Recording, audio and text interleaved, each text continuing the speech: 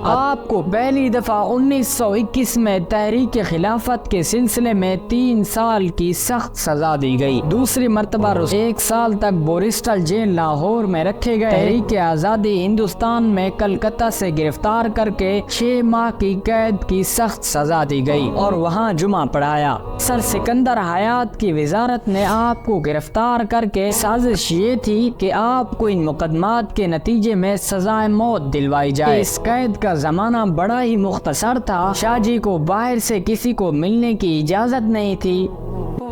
عطا اللہ شاہ بخاری کا آپ صلی اللہ علیہ وسلم کی ذات سے اس حد تک عشق تھا، شاہ جی نے اسلام کی سربلندی اور رائے حق میں 12.5 سال کی قید و بند کی مصیبتیں برداشت کی، لیکن منہ سے آہ تک نہ کی۔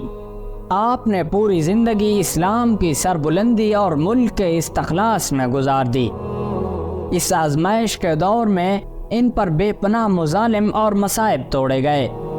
انہوں نے نہایت جد و جہد اور مشکلات کی زندگی بسر کی، لیکن کبھی بھی بے صبری کا اظہار نہ کیا اور نہ ہی کبھی کسی گلے شکوے سے زبان کو آلودہ کیا۔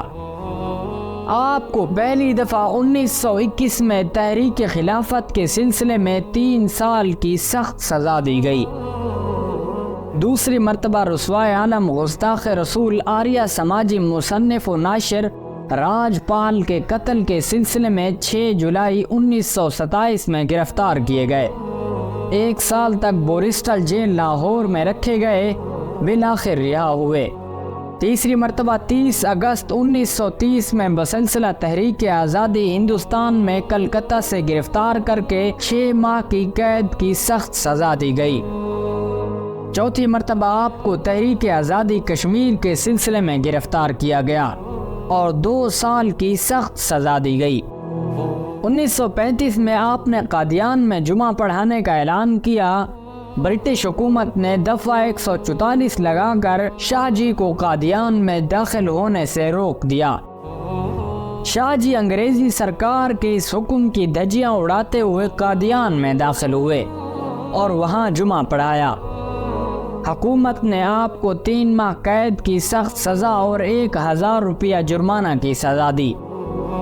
چھٹی مرتبہ برطانوی حکومت کے اس فیصلے کے مطابق سر سکندر حیات کی وزارت نے آپ کو گرفتار کر کے قتل اور بغاوت کے سنگین مقدمات بنائے۔ سازش یہ تھی کہ آپ کو ان مقدمات کے نتیجے میں سزائے موت دلوائی جائے، لیکن شاہ جی کو اللہ تعالیٰ کی طرف سے اس طرح مدد آتی تھی کہ عقل دنگ رہ جاتی۔ ایسے ہی سرکاری CID رپورٹر لدھا رام، جس سے غلط جملے تقریر میں شامل کرائے گئے تھے، عدالت میں بول اٹھا کہ شاہ جی بے گناہ ہے، اصل گناہ گار میں ہوں اور میرے آقا یان ولی اور انگریز ہیں، اور مجھے SP گجرات نے حکم دیا تھا کہ میں ایسے جملوں کا اپنی طرف سے شاہ جی کی تقریر میں اضافہ کروں۔ شاہ جی کو ہائی کورٹ کے چیف جسٹس مسٹر نینگ نے رہا کر دیا تھا۔ اسی گواہی پر شاہ صاحب معجزانہ طور پر سنگین مقدمے سے بری ہوئے۔ اس طویل مقدمے کے دوران شاہ جی 2 سال کے قریب جیل میں رہے۔ 7ویں قید۔